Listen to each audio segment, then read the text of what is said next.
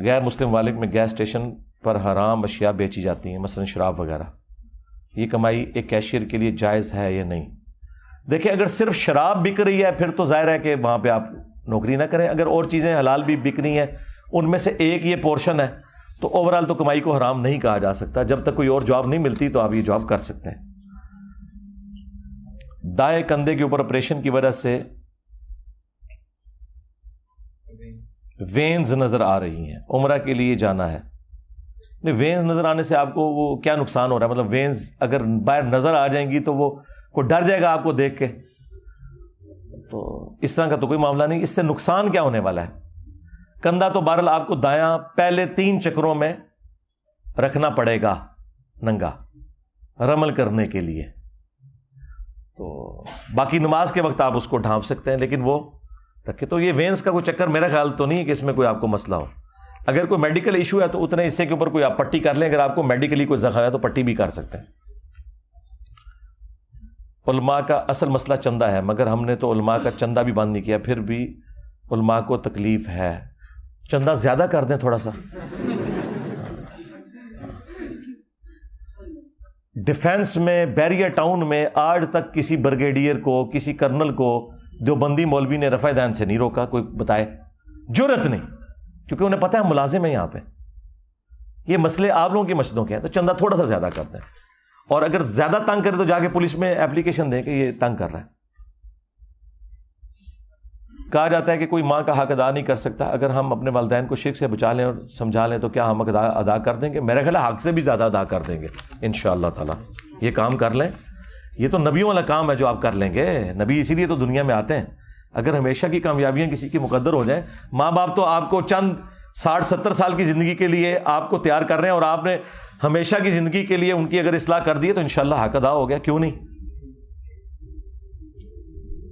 کیا یہ روایت صحیح ہے کہ حضرت عبداللہ بن عمر نے حضرت علی کی بیعت نہیں کی تھی جبکہ یزید کی کر لی؟ ہاں ٹھیک ہے، عبداللہ بن عمر کے میری تفصیلی ویڈیو دیکھ لیں. کر لی تھی لیکن بعد میں پچھتاتے تھے. کیا سعودی حکومت کو گنبد خضرا گرا دینا چاہیے؟ نہیں، گنبد خضرا گرانا نہیں چاہیے، اتار لینا چاہیے. یہ جملہ ہی بڑا غلط ہے. جب آپ گنبد خضرا گرانے کی بات کرتے ہیں نا تو پھر جو لوگ گنبد خضرا کو نبی اسلام کی نسبت کی وجہ سے محبت کرتے ہیں، حالانکہ رسول اللہ کے ساتھ اس کا کوئی لینا دینا نہیں. وہ 650 سال بعد رکھا گیا. صحابہ تابعین تبع تابعین کے زمانے میں نہیں ہے. بلکہ خود بریلویوں کے علماء الیاس قادری صاحب نے اپنی کتاب میں لکھا ہے کہ اگر ہمیں بدعت کی بات کرتے ہو تو گنبد خضرا بھی تو بدعت ہے، یہ بھی تو حضور کے زمانے میں نہیں تھا. وہ خود مانے ہوئے ہیں کہ یہ بعد میں رکھا ہوا ہے. فتاوی رضویہ میں اعلیٰ حضرت نے خود مانا ہوا ہے. اس کے اوپر میری تفصیلی ویڈیو ہے، گنبد خضرا کی ہسٹری آپ لکھیں. تو گرانا نہیں ہے، وہ اتارنا ہے. اس کے نیچے حجرہ عائشہ ہے، اس کی باقاعدہ چھت ہے. تو ایک چھت مثلا اس کی بھی ایک چھت ہے بلڈنگ کی، اس کے اوپر کوئی لاگے گنبد رکھ دیتا ہے تو وہ آپ نے گنبد اتارنا ہے، گرانا نہیں ہے. گرانے کی تو ضرورت نہیں ہے. گرانے کا مطلب سمجھتے ہیں، وہ کہتے ہیں کہ روزہ رسول کو گرا دینا ہے. پھر وہ جھوٹ منسوب کرتے ہیں، جی محمد بن عبد الوہاب نجدی کہتا تھا میں قبر رسول کو گرا دوں گا. لعنتیو، اس نے کبھی نہیں کہا میں قبر رسول کو گرا دوں گا. شرم کرو. اور اس طرح کی چیزیں نقل کرتے ہو. اس نے یہ بات کی تھی کہ مزارات نہیں ہونے چاہیے یہاں پہ، تو یہ بات تو بالکل ٹھیک ہے، اتار لینا چاہیے اوپر سے. کچھ لوگ کہتے ہیں اینک لگانے سے نماز نہیں ہوتی. نہیں، بالکل غلط ہے، ہو جاتی ہے نماز. کیوں نہیں ہوتی؟ اینک لگانے سے آپ کا ماتھے کا یہ حصہ تو لگ جاتا ہے نا. البتہ یہ ناک کی ہڈی لگنا بھی ضروری ہے، لیکن چونکہ یہ شرعی عذر ہے، اینک لگے ہوئے یہ نہیں لگتی. لیکن ماتھا لگ گیا تو ماتھا اصل ہے. بخاری مسلم میں حدیث ہے، میرے رب نے مجھے 7 اعضاء پر سجدہ کرنے کا حکم دیا. نبی الاسلام نے پھر کہا 2 ہاتھ، 2 گھٹنے، 2 پاؤں، اور پھر کہا ماتھا، اور اشارہ ناک کی طرف کیا. یعنی ناک اور ماتھا یہ ایک ہی ہڈی ہے، یہ ایک ہی ہڈی ہے. اس کا کوئی بھی حصہ لگ جائے تو درست ہے. بخاری مسلم میں ہے کہ گرمیوں میں صحابہ کرام کہتے ہیں کہ مسجد میں اتنا رش ہوتا تھا کہ ہم ایک دوسرے کی کمر پہ سجدہ کر رہے ہوتے تھے، تو اس پہ کہاں ماتھا جمتا ہے. یعنی صف بھی پوری نہیں ہوتی تھی تو بس وہ ٹو باؤ ڈاؤن کر لیتے تھے.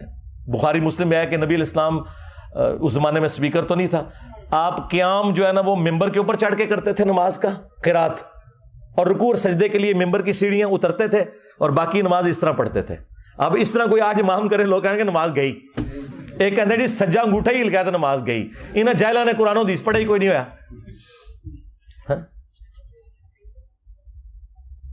ہم طالب علم خلافت کے حامی ہیں. جی تو کریں نا، اچھی بات ہے نا، ہم بھی یہی کام کر رہے ہیں.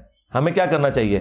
بریلوی دیوبندیوں کو توحید کی تبلیغ کرنی چاہیے، ڈاکٹر اسرار کا طرز عمل اپنانا چاہیے. خلافت کے دائی بنے. جی آپ دونوں کام کریں جو ہم کر رہے ہیں کہ ہم توحید کی تبلیغ بھی کر رہے ہیں اور خلافت کا دائی بھی بنا رہے ہیں. دیکھیں نا, خلافت کا تعارف تو ہم نے کرایا, آپ تو بنو امیہ کو آج تک رضی اللہ عنہ ہی کہتے رہے ہیں, ہاں یزید کو آپ رحمۃ اللہ علیہ کہتے رہے ہیں, تو ہم نے خلافت کا تعارف بھی تو ہم ہی کروا رہے ہیں, یہ سارے کام ہم ہی کر رہے ہیں. اقامت دین اور پاکستان میں نظام خلافت, یہ دو الگ سے میری ویڈیوز ہیں, یہ آپ دیکھ لیں. دین کی تعلیم کیسے حاصل کریں, جس طرح اب حاصل کر رہے ہیں آپ ہماری ویڈیوز کے ذریعے.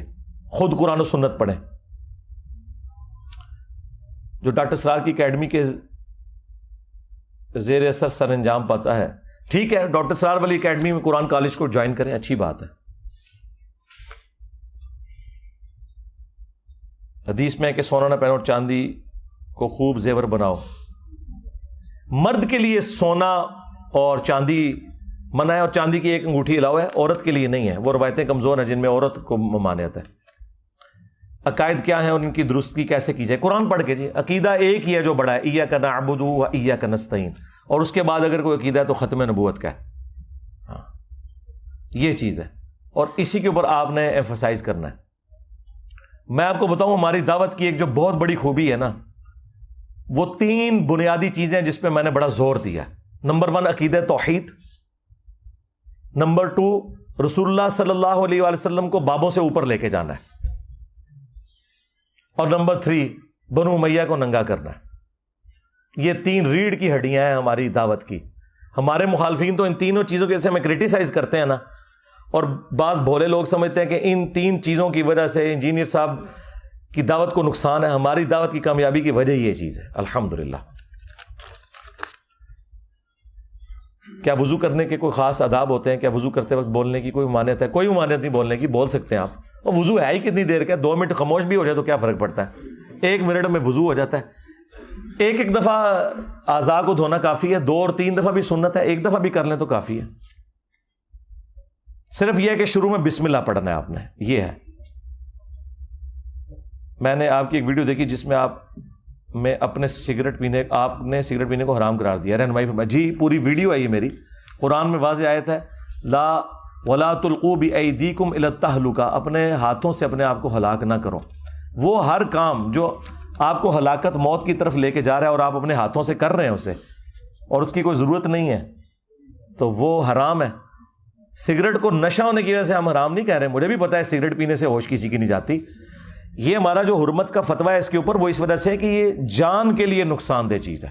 جی ہاں, نشہ تو چھوٹی چیز ہو جائے گی نا پھر اس کے مقابلے پہ, یہ تو زہر پی رہے ہیں آپ. اللہ کی خوشنودی حاصل کرنے کے لیے انسان کو کیا کرنا چاہیے؟ اللہ کی خوشنودی کے لیے انسان کو یہ کرنا چاہیے کہ اللہ آپ کو جو کام کہتا ہے وہ آپ کریں, جس سے منع کرتا ہے اسے منع ہو جائے. پورا دین ہی اسی کام کے لیے.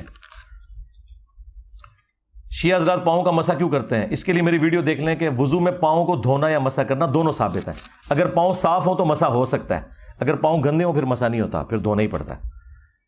کس امام کے پیچھے نماز نہیں ہوتی؟ یہ اگر بریلویوں سے پوچھیں گے وہ کہیں گے امام کعبہ کے پیچھے نہیں ہوتی. ہمارے نزدیک تو سب کے پیچھے ہو جاتی ہے. اس کی دلیل میں میری ایک ویڈیو ہے, شرک والے امام کے پیچھے نماز پڑھنا, وہ آپ دیکھ لیں. قرآن کی عہد لے پالکوں کو ان کے اصل باپ کے نام سے پکارو. میرے شناختی کارڈ پر کس باپ کا نام آئے گا؟ باپ کے نام کے ساتھ ماں کا نام بھی تبدیل ہوگا.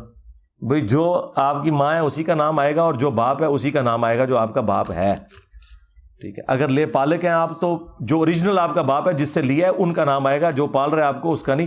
اس کا نام ڈالنا ہے تو گارڈین میں ڈالیں, سرپرست میں.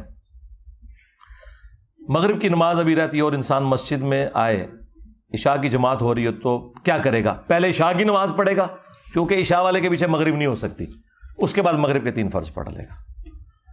اگر کوئی انسان پہاڑیوں پر چڑھنا پسند کرتا ہے جبکہ خطرے کا کام ہے, اس دوران اگر اسے موت آ جائے تو بھائی وہ اتنی پہاڑی پہ چڑھے نا جس سے اس کو گرنے سے موت نہ آئے. ہاں, آہستہ آہستہ اس میں ملکہ حاصل کرے نا. باقی اس قسم کی حرکتیں کرنا جو ایڈونچرس ہیں, جن میں موت آئے, تو کوئی شہید وغیرہ تو کوئی نہیں. اب مجھے بتائیں, یہ جو ٹائٹینک دیکھنے گئے تھے, یہ کون سا نیکی کا کام تھا جس کے لیے وہ گئے اور اتنے رسک کے اوپر گئے ہیں؟ آج کے اس ماڈرن دور میں بھی اس سب میرین کے اندر وہ بیسک چیزیں موجود نہیں تھیں جو ہونی چاہیے, ریکوائرمنٹس. وہ تو آپ کو سائنٹسٹ اور انجینئرز ہی بتائیں گے نا. آپ جو ہے وہ ٹانگے کے آگے گھوڑا لگا کے تو آپ اتنے لمبے سفر پہ نکل پڑے ہیں. اگر کوئی بیرون ملک دکان کام کرتے ہیں تو کئی دفعہ لیڈیز کے کپڑے ٹرائی کروائے جاتے ہیں جس پر نہ چاہتے ہوئے بھی ہاتھ لگ جاتا ہے. بھائی آخری درجے تک اوائڈ کریں. یہاں بھی میں نے درزیوں کو یہی کہا ہے کہ یار آپ ناپ لے لیا کریں, اس کو ناپ کے سارا. پھر یہ ہے کہ زیادہ مسئلہ ہے تو کوئی پھر وہاں پہ رکھ لیں فیمیل جو ناپ لینے کے لیے ہو, یا آپ اس کو فیتا پکڑا دیں کہ وہ خود اپنا ناپ لے کے آپ کو بتا دے. وہ پکڑ لے ایسے کر کے جو چیز پکڑنی ہے اور آپ اس کو دیکھ لیں. کرنے کو تو بہت کچھ ہو سکتا ہے. بہت اگر کوئی مسئلہ ہو جائے تو پھر دستانے استعمال کریں, جس طرح وہ باپا جانی کے خلیفہ خاص نے وہ پہنے ہوتے ہیں وائٹ کلر کے.